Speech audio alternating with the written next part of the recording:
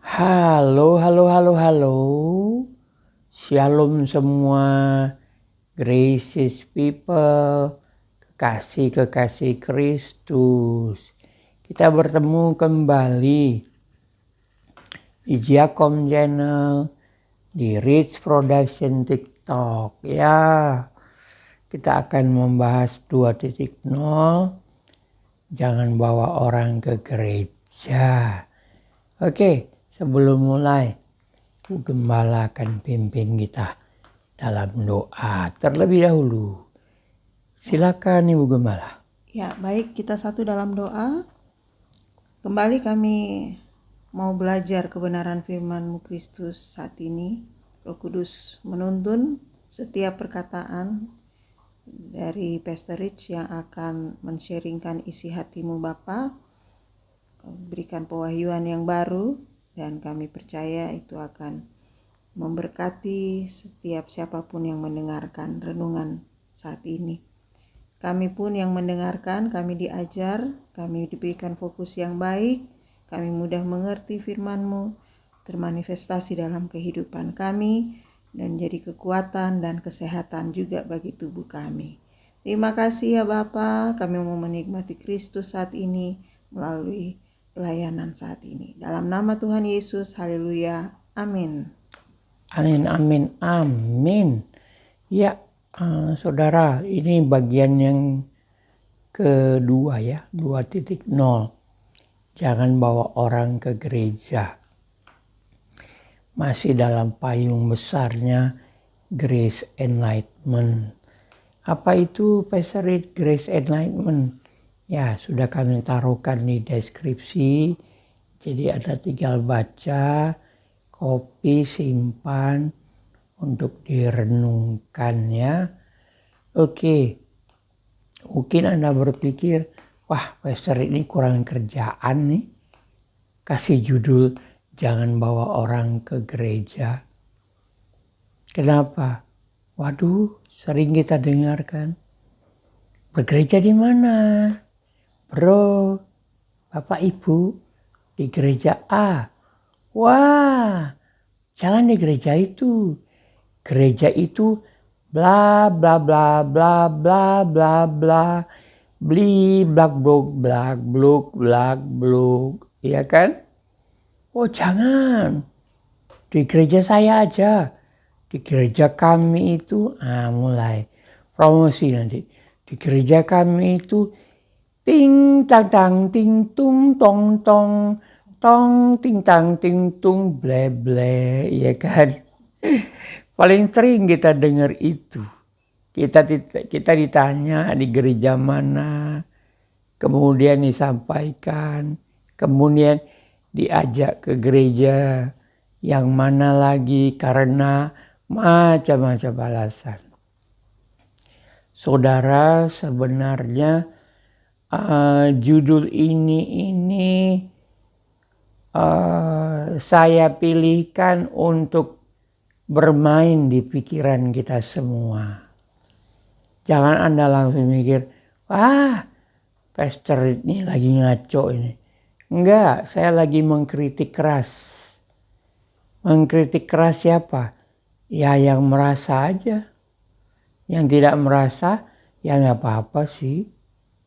Kan hidup ini adalah pilihan. Ya, jadi kali ini saya di 2.0 ini saya dasari dengan satu ayat ya. Nah ayatnya, ayat apa Pastor Rich? Ada, nanti Ibu Gembala akan bacakan. Tapi ayatnya itu akan ditampilkan di layar ya. Silakan Ibu Gembala tolong bacakan ayatnya. Oke, Kisah Rasul pasal 11 ayat yang ke-26 versi terjemahan sederhana Indonesia. Sesudah menemukan dia, Barnabas mengajaknya kembali ke Antiokhia. Selama 1 tahun penuh, mereka tinggal bersama kumpulan umat Tuhan Yesus dan mengajar sejumlah besar orang.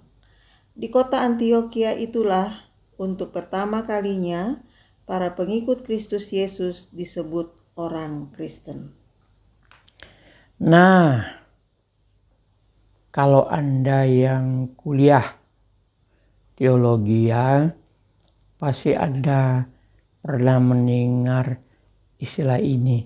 Kalau di dalam Alkitab itu mau di PL atau di PB, kalau ada kata pertama yang muncul, kita harus pelajari dan teliti.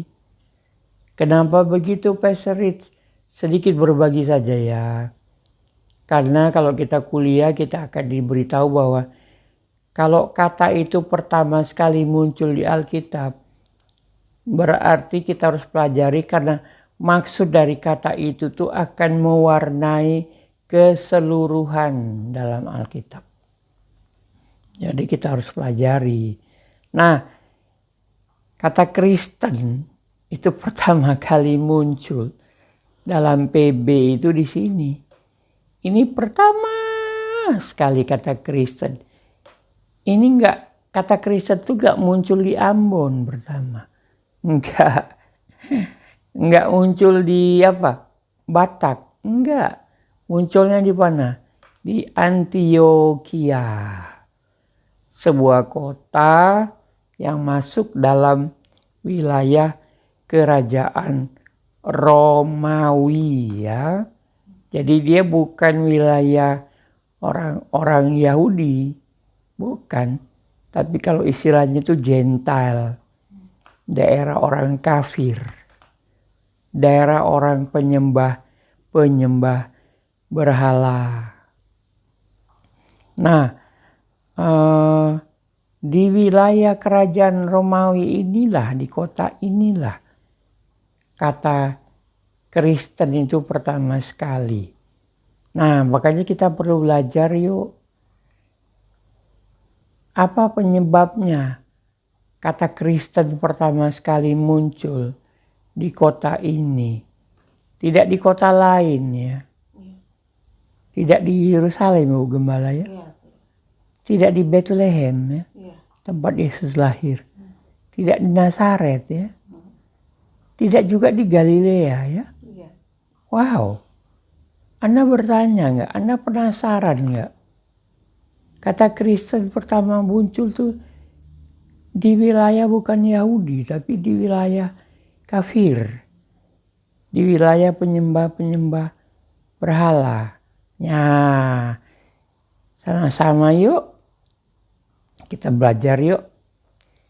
Dari informasi ayat 26 tadi yang Ibu Gembala baca. Yang pertama ada orang-orang di situ. Ya jelas lah Pastor Rich.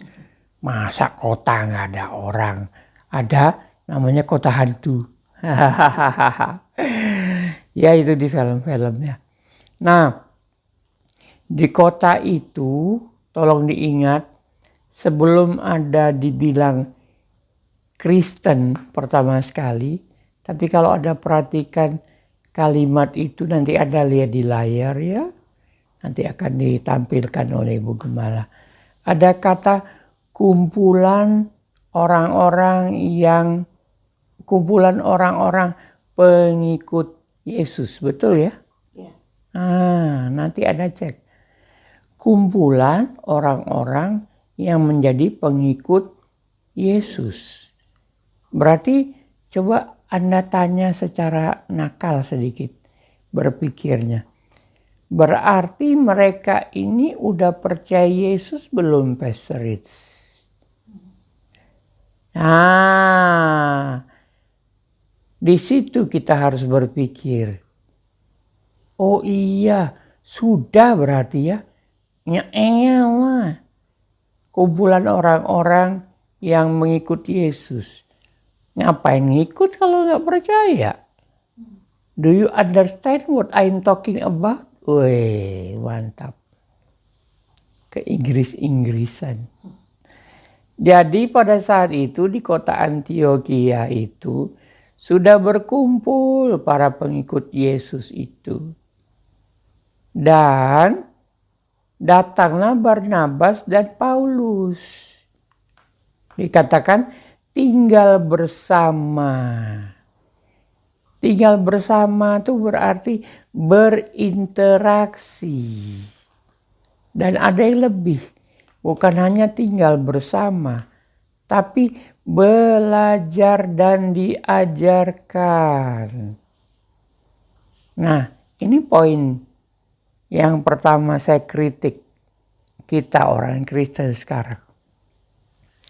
Bukankah kita nggak mau belajar? Prinsipnya apa? Pokoknya. Belajar nggak mau. Padahal dengan teknologi sekarang, belajar tuh gampang. Anda nggak perlu kuliah. Yang penting di tangan Anda ada gadget. Gampang kok. Anda punya versi terjemahan macam-macam aja Alkitab. Satu bahasa saja, bahasa Indonesia. Anda bisa belajar sendiri dengan membaca Alkitab. Contohnya tadi kan, yang saya bacakan TSI.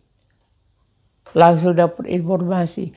Oh, ternyata orang Antioquia itu udah percaya Yesus tuh, Pastor Reed.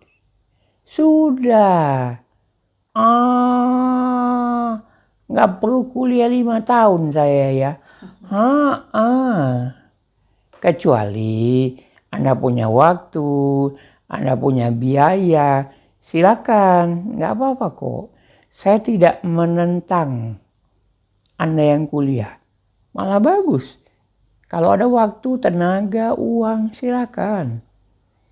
Tapi bukan berarti menutup kemungkinan yang lain tidak bisa belajar. Bisa. Jadi tolong ingat, mereka belajar, bilang kiri kanan, yuk belajar yuk.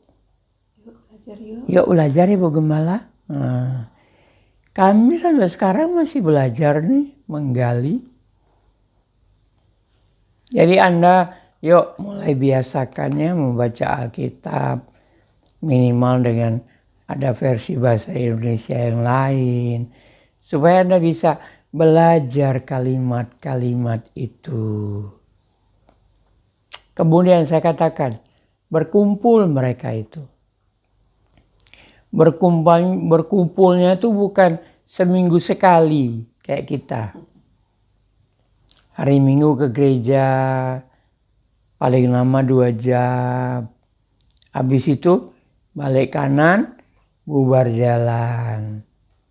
Minggu depan ketemu lagi. Kita nggak ada interaksi, nggak ada ngobrol, nggak ada chit-chat orang bilang. Padahal pengikut Yesus tuh harus membiasakan ngobrol satu dengan yang lain. Makanya yuk biasain yuk. Minggu depan kalau Anda ke gereja, jangan buru-buru pulang ya. Ngobrol lah dengan orang di samping Anda duduk. Mungkin orang baru Anda tidak begitu mengenal dia. Minimal Anda tahu rumahnya di mana, pekerjaannya apa, ke gereja naik motor, naik sepeda, jalan kaki. Ya kan? Nah, kalau satu kota itu sampai orang-orang kumpulan pengikut-pengikut Yesus itu sampai mendapat julukan Kristen, menurut Anda penyebabnya apa ya? Coba renungkan. Kalau kumpulan orang banyak itu akhirnya sampai punya sebutan atau julukan, diberi predikat atau diberi nama oleh orang-orang Antioquia lain yang tidak bergabung dengan mereka. Orang lain di luar mereka bilang, oi, tahu gak? Mereka ini Kristen loh. Nah, kalau kita kan kalimatnya lain. Katanya Kristen, tapi kok Betul atau benar? Sekarang makin banyak nggak yang bilang begitu ya? Betul. Betul Ibu Gembala? Iya, betul Waduh. sekali. Katanya Kristen, tapi kok tukang tipu? Nah, katanya Kristen, kok pinjam uang nggak dikembaliin ya? Ya. Katanya Kristen, tapi hutang nggak bayar-bayar ya. Katanya Kristen, kalau beli apa-apa maunya gratis. Bukankah begitu sekarang? Bukan julukan, oi oi oi, mereka ini Kristen loh. Kenapa begitu? Oh iya, di lingkungan para penyembah berhala, kehidupan keseharian mereka itu tergantung dewa mereka. Kalau Anda nggak percaya, cari tahulah sendiri ya. Bagaimana sih kehidupan para penyembah berhala? Mereka itu, kita ambil contoh ya, mereka itu berdagangan. Barang dagangan mereka, sebelum mereka jual, harus dibawa ke kuil. Untuk dikasih ke dewa dulu. Habis itu baru dijual. Kemudian mereka kalau mau makan, makanan itu harus dibawa ke kuil dulu.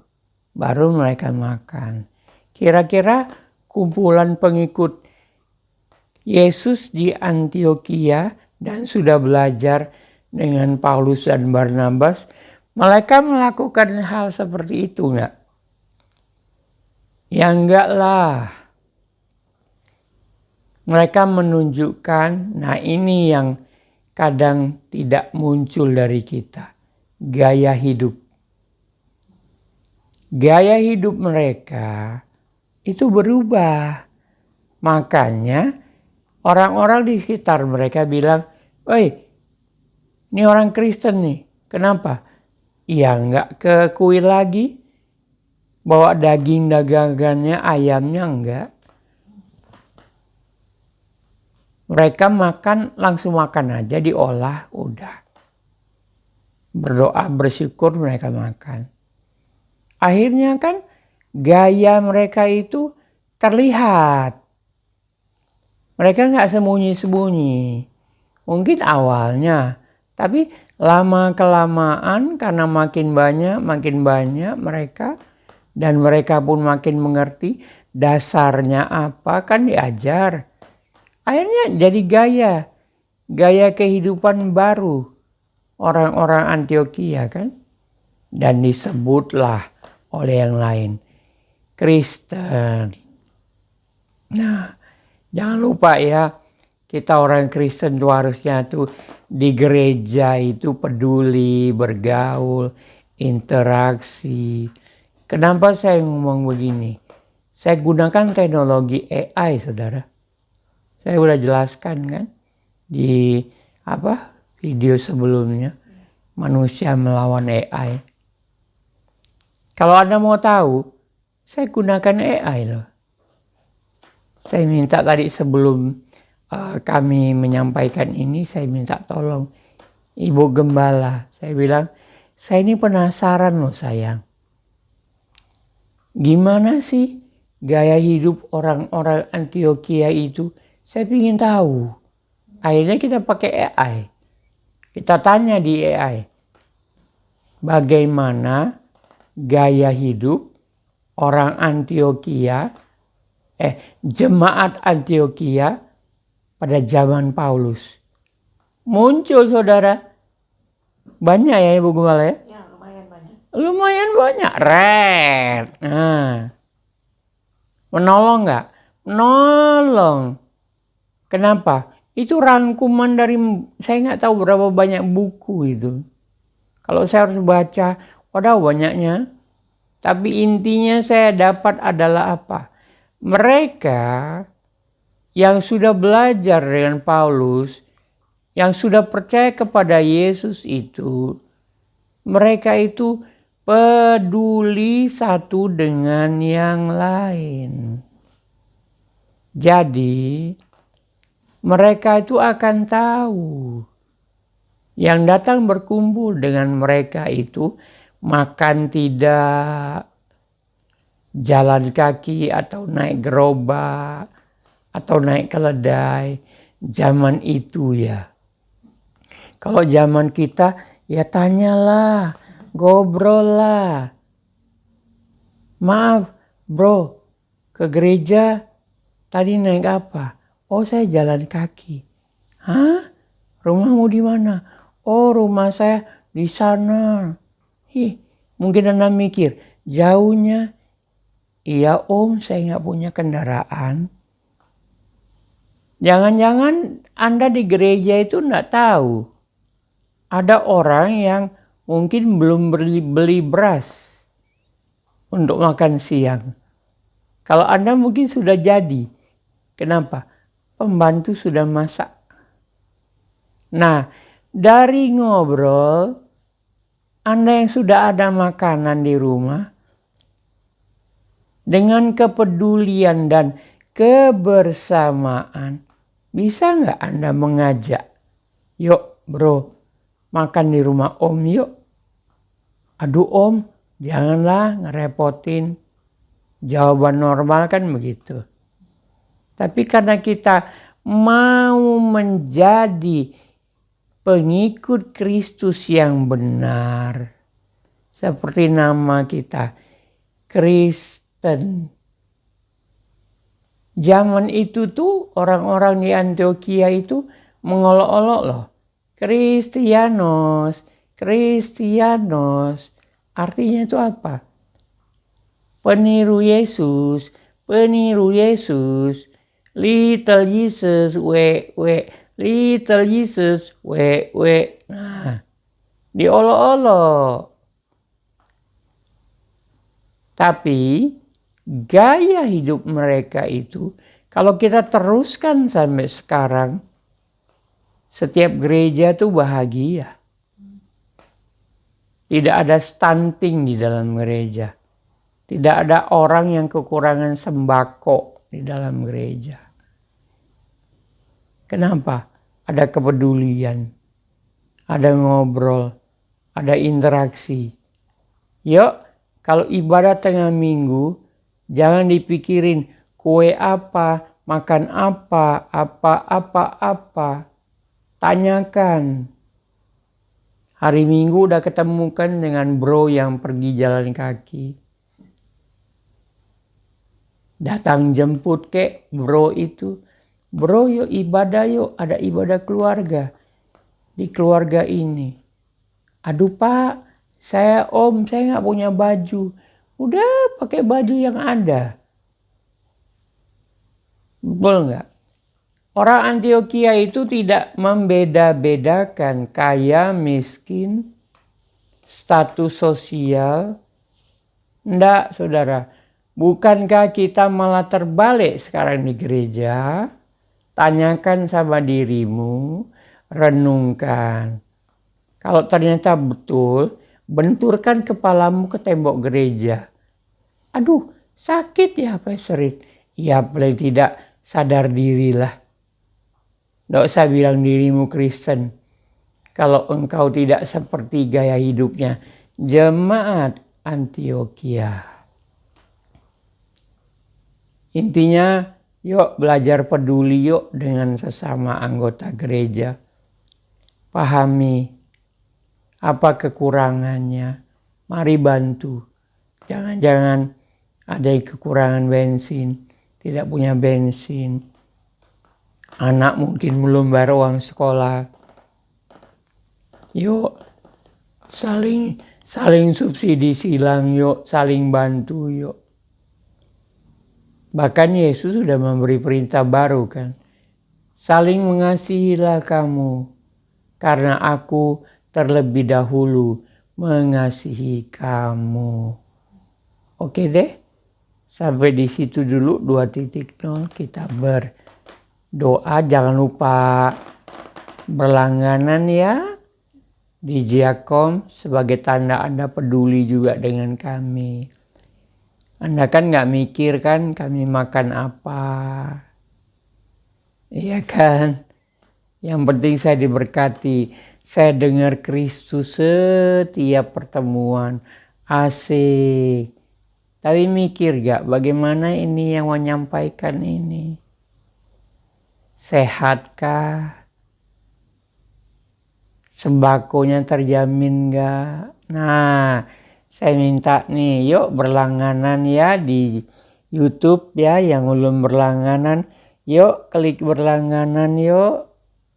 Ya seperti biasa, bukan cuma subscribe ya. Videonya dikasih like ya dan dibagikan. Kalau yang di TikTok gimana Ibu Gembala?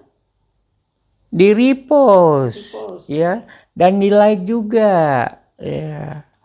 Bagi ke orang-orang supaya orang juga bisa menikmati seperti Anda. Beri gift, mari beri gift sama ya. Ya, oke deh, sampai di situ dulu. Kita berdoa ya. Bapa, firman ini mengingatkan kami betapa kami lupa siapa kami sebenarnya. Tapi biarlah Roh Kudus hari ini memberi kami hikmat, mencerahkan pikiran kami, hati kami, sehingga kami kembali. Kami bersyukur. Masih ada waktu Bapa, masih ada waktu. Tetap berkati kami dengan kebaikan-Mu, kelimpahan-Mu. Kami berada pada tempat-tempat yang tepat, bertemu dengan orang-orang tepat, pada waktu-waktu yang tepat. Segala yang baik terjadi bagi kami hari ini, segala yang tidak baik jauh dari kami. Ini doa kami, syukur kami. Dalam nama Tuhan Yesus kami berdoa. Amin. Shalom. Bye-bye.